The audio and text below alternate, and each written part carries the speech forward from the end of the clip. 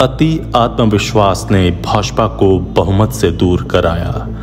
मोदी मोदी कहते कहते भाजपा के नेता और कार्यकर्ता खुद को मोदी समझने लगे।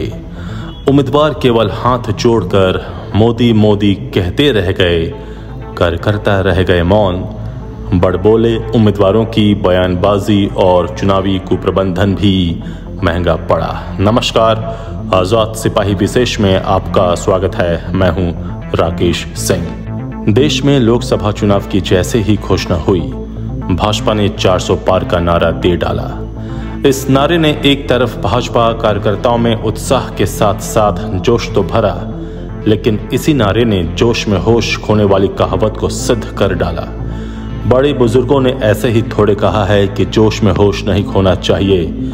भाजपा के शीर्ष नेतृत्व से लेकर आम कार्यकर्ता तक इसी का शिकार हो गए। एक तरफ तो भाजपा नेताओं को यकीन हो गया था कि वे इस लोकसभा चुनाव में अपने बल पर प्रचंड बहुमत हासिल कर तीसरी बार सत्ता हासिल कर लेंगे, और इसी यकीन ने उन्हें और उनके कार्यकर्ताओं को बेपरवाह भी बना दिया।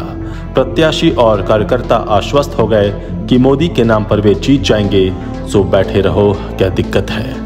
बस चेहरा चमकाने के लिए कुछ सभा कर लो, हाथ जोड़ दो और मोदी मोदी करते रहो। खुद क्या करेंगे, खुद का क्या मुद्दा है वह पता नहीं। सिर्फ मोदी जी ने ये किया, मोदी जी ने वो किया। मोदी मोदी करते करते यह चुनाव मोदी बनाम एंटी मोदी हो गया। खुद की साख गायब। जनता को भी लग गया कि वोट या तो मोदी को देना है या मोदी को नहीं देना है। प्रत्याशी कौन है उससे उन्हें कोई मतलब नहीं रहा। पीएम मोदी ने भी खुद लोकसभा चुनाव का भार अपने कंधे पर ले लिया। हर तरफ मोदी ही मोदी सुनाई देने लगा। प्रत्याशियों का रोल सिर्फ हाथ जोड़ दरवाजे दरवाजे जाने का ही रहा। अब कहां कहां गए, नहीं गए या सो गए, यह वे ही जाने। भाजपा अपने बल पर अगर बहुमत हासिल नहीं कर पाई तो इसका एक कारण नहीं है, अनेकों कारण हैं। लेकिन एक जो महत्वपूर्ण कारण है वह है अति आत्मविश्वास। इसका शिकार खुद राजनीति के चाणक्य कहे जाने वाले अमित शाह भी हो गए। खुद प्रधानमंत्री नरेंद्र मोदी भी इसी मुगालते में रह गए कि वह अकेले दम पर भाजपा को बहुमत का आंकड़ा 272 पार करा लेंगे। मोदी का यह आत्मविश्वास गलत भी नहीं था। भाजपा को जो भी सीटें आई हैं उसमें पीएम मोदी का सबसे बड़ा रोल है, या यूं कहें कि अगर भाजपा ने जो 240 सीटें हासिल की हैं वह सिर्फ और सिर्फ मोदी के दम पर ही हासिल की हैं। मोदी ने अकेले ही इंडी गठबंधन को सीटों के आंकड़ों में परास्त कर दिया। एक फूल ने अकेले ही हसुआ, तीर धनुष, साइकिल, पंजा, लालटेन, झाड़ू, घास फूस आदि को बेदम कर दिया। फिर भी इंडी को लग रहा है कि यह उसकी जीत है। 3 चुनाव के बाद भी कांग्रेस 99 पर ही सिमट कर रह गई, लेकिन तेवर ऐसा मानो उसने बहुमत हासिल कर लिया हो। लेकिन यह भी सच है कि मोदी की गारंटी के अलावा प्रत्याशी भी अपनी कुछ जिम्मेदारी निभा लेते तो आंकड़ा कुछ और होता। हालत तो यह थी कि कुछ प्रत्याशी पार्टी की ओर से दिए गए फंड का भी पूरी तरह चुनाव में इस्तेमाल नहीं किया। उन्होंने एक झंडा खरीद कर भी नहीं लगाया। शुरुआत ही हो गई गड़बड़। खैर, मोदी शाह का आत्मविश्वास कब अति आत्मविश्वास में तब्दील हो गया यह उन्हें भी पता नहीं चल पाया, क्योंकि उन्हें लगा कि जिस प्रकार से मोदी सरकार ने अपने किए गए वादों को निभाया है, डिलीवरी दी है, उससे जनता में उनके प्रति भरोसा और बढ़ा है। और यहीं से जन्म हुआ मोदी की गारंटी का। मोदी की गारंटी में कोई खोट नहीं है। गारंटी तो उनकी पक्की है, लेकिन अपने ही सिपाहियों को कमजोर करके भला कौन सा राजा युद्ध जीत पाया है। जिस हिसाब से इस लोकसभा चुनाव में टिकट का बंटवारा हुआ, उससे मोदी के कई सच्चे सिपाही कमजोर पड़ गए। वे मैदान में उतर ही नहीं पाए। उनके मैदान में उतरने से पहले ही उनके अस्त्र शस्त्र रखवा लिए गए। जो बरसों से पार्टी के लिए अपनी सेवा दे रहे थे, उनका टिकट कटना कार्यकर्ताओं को निराश कर गया। भाजपा में मोदी के बराबर तो नहीं, लेकिन राज्य स्तर पर लोकप्रियता में जो जनता के बीच अहम स्थान रखते हैं और जनता के प्रिय हैं, उन्हें भी इस लोकसभा चुनाव के दौरान कमजोर किया गया। उन्हें उनके हिसाब से खेलने नहीं दिया गया। स्टेडियम तो खचाखच भरा पड़ा था, पिच भी पाटा था, लेकिन अति आत्मविश्वास के कारण उस मैच के कप्तान को टीम प्रबंधन ने मन मुताबिक बल्लेबाज नहीं दिया, और नतीजा यह हुआ कि दिल्ली की सत्ता का द्वार खोलने वाला मुख्य मार्ग ही तरक गया। आरएसएस की उपेक्षा भी भारी पड़ी। भाजपा के लिए हर कदम पर ऑक्सीजन का काम करने वाला आरएसएस भी इस चुनाव के दौरान नदारद ही दिखा। भाजपा ने आरएसएस की उपेक्षा की जो उसे भारी पड़ गई। कहते हैं कि आरएसएस चुपचाप काम करता है, लेकिन क्या इस बार आरएसएस सही मायने में साइलेंट तो नहीं रह गया? क्या पार्टी के भीतर का असंतोष ही भाजपा के चीख का जंजाल तो नहीं बन गया? बात तब की है जब लोकसभा चुनाव का बिगुल बज चुका था। एक तरफ कांग्रेस अपने तमाम मोदी या भाजपा विरोधी ताकतों को एक मंच पर लाने का प्रयास कर रही थी। कांग्रेस को अंधेरे में एक रोशनी दिखाई पड़ रही थी। उसी रोशनी के सहारे कांग्रेस ने अपना मार्ग प्रशस्त करना शुरू किया। हालांकि यह मार्ग नीतीश कुमार ने दिखाया था, लेकिन वह इसे बीच रास्ते में छोड़ भाजपा के संग हो लिए। फिर भी राहुल गांधी ने हार नहीं मानी और इस रोशनी के सहारे चल दिए एक नया गठबंधन बनाने जो मोदी या भाजपा का विरोधी था। कई राज्यों में गठबंधन के नेताओं की शर्तों पर कांग्रेस ने समझौता किया। उसे बस गठबंधन को जोड़े रखना था। वह इस मौके को हाथ से जाने नहीं देना चाहती थी।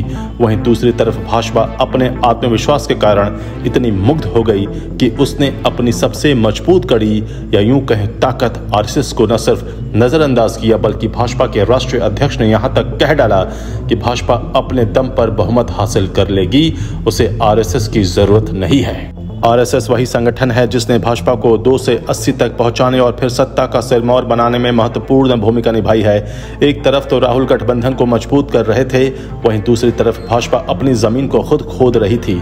आरएसएस अपने सिद्धांतों पर चलता है और राष्ट्रहित में कोई भी कुर्बानी देने को तैयार रहता है। यह समझ से परे है कि आखिर भाजपा ने किस वोट बैंक की लालच में आरएसएस को अपने से अलग थलग कर दिया।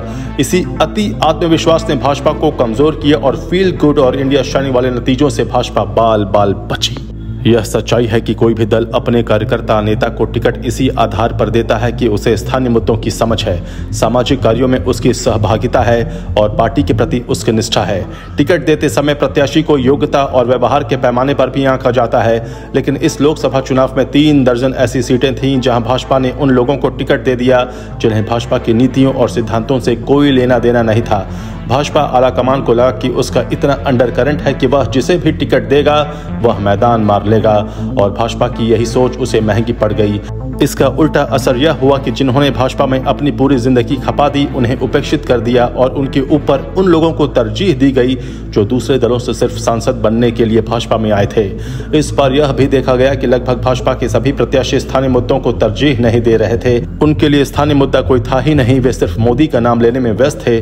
अगर उनसे सवाल किया जाता कि आपके क्या मुद्दे हैं तो सभी एक सुर में मोदी मोदी और मोदी ही कहते।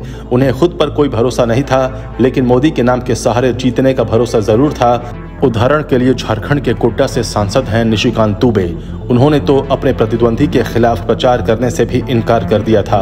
उनका कहना था कि ये प्रत्याशी हैं तो अब तो प्रचार करने की जरूरत भी नहीं है। हालांकि वह चुनाव जीत गए, लेकिन यही अति आत्मविश्वास कईयों को ले डूबा।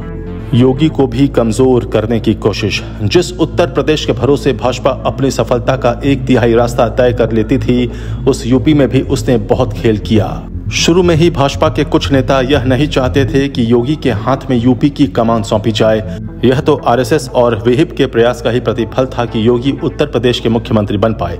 उन्होंने यूपी को सुधार भी दिया, विधानसभा चुनाव में पूर्ण बहुमत ले आए। यूपी भाजपा के लिए अभेद किला के रूप में भी स्थापित हो गया।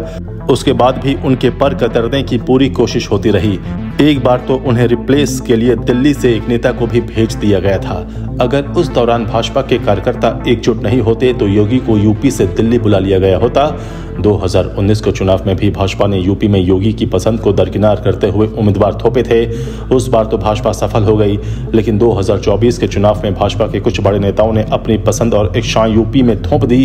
बात तो यहां तक फैलाई गई कि लोकसभा चुनाव के बाद योगी को उसी तरह निपटा दिया जाएगा जिस तरह मध्य प्रदेश में शिवराज सिंह चौहान, छत्तीसगढ़ में रमन सिंह और राजस्थान में वसुंधरा राजे सिंधिया को निपटाया गया। यूपी की जनता में इसका बहुत ही गहरा असर देखा गया और परिणाम आज सामने है। भाजपा के हाथ से इस बार पूर्वांचल लगभग साफ है। इसका प्रमुख कारण तपे तपाए कार्यकर्ताओं की जगह स्वनाम धन्य नेताओं को टिकट देना रहा। पहले चरण के उम्मीदवारों की घोषणा के साथ ही असंतोष दिखने लगा था, जो अंतिम चरण तक बना रहा। भाजपा के शीर्ष नेतृत्व को यह सच स्वीकार करना होगा कि यूपी में योगी की पकड़ मजबूत है। यही नहीं, सिर्फ यूपी की जनता ही नहीं, देश की जनता उनका सम्मान करती है। मोदी के बाद देश में कोई दूसरा नाम लेता है तो वह नाम योगी का है। लेकिन इंटरनल पॉलिटिक्स के चलते भाजपा ने अपने सबसे ताकतवर हथियार की धार को कुंद कर देने की कोशिश की। भाजपा को समझ लेना चाहिए कि योगी का रिप्लेसमेंट खुद योगी हैं और कोई नहीं। झारखंड के खूंटी में अर्जुन मुंडा की हार एक उदाहरण मात्र से भाजपा के अति आत्मविश्वास का पता चलता है, और वह है खूंटी में अर्जुन मुंडा की हार। यह कोई सामान्य घटना नहीं है। सिर्फ आलाकमान को छोड़ पूरे झारखंड को पता था कि अर्जुन मुंडा अगर खूंटी से चुनाव लड़ेंगे तो हारेंगे। झारखंड की यही एक ऐसी सीट थी जिस पर 1 साल पहले यह स्पष्ट हो गया था कि यहां से अर्जुन मुंडा चुनाव नहीं जीतेंगे। बावजूद इसके भाजपा ने उन्हें मैदान में उतार दिया। अर्जुन मुंडा वह नेता हैं जो जनता के बीच में नहीं जाने के कारण जाने जाते रहे। मुद्दों से भटकना और नयापन नहीं। भाजपा के नेता हों या कार्यकर्ता सभी खुद को मोदी समझने लगे। ऐसा नहीं है कि विपक्ष अलादीन के चिराग से कोई मुद्दा निकाल कर लाया हो। विपक्ष ने सिर्फ भाजपा के 400 पार के नारे की काट ढूंढी। उसने बताना शुरू किया कि भाजपा 400 पार इसलिए चाहती है क्योंकि वह संविधान बदलना चाहती है, आरक्षण छीनना चाहती है। इस चाल में भाजपा फंस गई। एक समय था जब विपक्ष के लिए सिर्फ मोदी ही मुद्दा हुआ करते थे, लेकिन इस चुनाव के दौरान वह वक्त भी आया जब मोदी राहुल द्वारा प्लांट किए गए मुद्दों के बारे में मंच से बोलने लगे। वह ये कि राहुल गांधी और विपक्ष द्वारा उठाए गए ये मुद्दे लोगों के बीच चर्चा का केंद्र बन गए। लोग इस बारे में दबी जुबान से बात करने लगे। ग्रामीण इलाकों में डर समा गया कि भाजपा उनकी जमीन छीन लेगी, उनका आरक्षण रद्द कर देगी, संविधान बदलकर उनका अस्तित्व मिटा देगी। यहीं पर भाजपा के नेता और कार्यकर्ता मात खा गए। वे ग्रामीण इलाकों में लोगों को समझाने में असफल रहे कि इस बात में कोई सच्चाई नहीं है। वे केंद्र सरकार की असली बातों को जनता के जहन में नहीं डाल पाए। डालते भी कैसे? ग्रामीणों के बीच में गए होते तब ना। उनका दौरा मुख्य रूप से शहरी क्षेत्रों तक ही सीमित रहा। यहाँ तो भाजपा का छोटा सा नेता भी खुद को पीएम से थोड़े ना कम समझता है। बस दिक्कत यही हो गई है कि भाजपा के नेता हो या कार्यकर्ता खुद को मोदी समझने लगे। भाजपा के पास तो कई मुद्दे थे, लेकिन किसी नई कल्याणकारी योजना की चर्चा नहीं हुई। जनता हमेशा इसी आस में रहती है कि क्या नया मिलने वाला है। जो मिल रहा है वह तो है ही। वहीं इंडी गठबंधन कुछ नया लेकर आया था। 1 लाख हर साल गरीबी रेखा से नीचे की महिलाओं को, 25 लाख का मुफ्त इलाज और भी कुछ कुछ। भले यह जनता को कितना मिलता यह तो वक्त बताता, लेकिन तीर तो इंडी गठबंधन ने छोड़ ही दिया था। इंडी के इस फायदे ने भाजपा के पिछले वर्ष लागू की कई कल्याणकारी योजनाओं को धूमिल कर दिया। अयोध्या की हार चौंका गई। लल्लू सिंह के एक बयान ने कांग्रेस को संजीवनी दे डाली। अगर भाजपा की हार का असली कारण जानना है तो अयोध्या जाना पड़ेगा। अगर भाजपा अयोध्या हार सकती है तो हार का मूल बीज भी वहीं छिपा होगा, क्योंकि इस लोकसभा चुनाव में भाजपा का सबसे बड़ा हथियार अयोध्या में राम मंदिर निर्माण था। यूपी समेत पूरे देश में ऐसा माना जा रहा था कि इस बार भाजपा पिछली बार की तुलना में और भी शानदार प्रदर्शन करेगी, लेकिन अयोध्या में ही भाजपा हार गई। यही नहीं, मेरठ से रामायण के राम अरुण गोविल भी मुश्किल से चुनाव जीते। किसी को समझ नहीं आया कि भाजपा अयोध्या कैसे हार सकती है। इसके मूल में जाने से पूरा परिदृश्य साफ हो जाता है। अयोध्या से भाजपा उम्मीदवार लल्लू सिंह का संविधान को लेकर दिया गया बयान भारी पड़ गया। लल्लू सिंह वही नेता हैं जिन्होंने कहा था कि मोदी सरकार को 400 सीट इसलिए चाहिए क्योंकि संविधान बदलना है। बस यहीं से कांग्रेस को संजीवनी मिल गई और इंडी गठबंधन ने संविधान बदलने वाली बात सभाओं में और घर घर बोलना शुरू कर दिया। फिर क्या था, एक चिंगारी आग में तब्दील हो गई। लल्लू सिंह के एक बयान का खामियाजा बीजेपी को यूपी समेत पूरे देश में भुगतना पड़ा। भाजपा अगर जीतती तो कारण सिर्फ एक होता, राम मंदिर निर्माण, लेकिन हार के कारण तो कई और गिनाए जा रहे हैं। एक कारण तो यह गिनाया जा रहा है कि राम मंदिर निर्माण के लिए कई घर और दुकान तोड़े गए।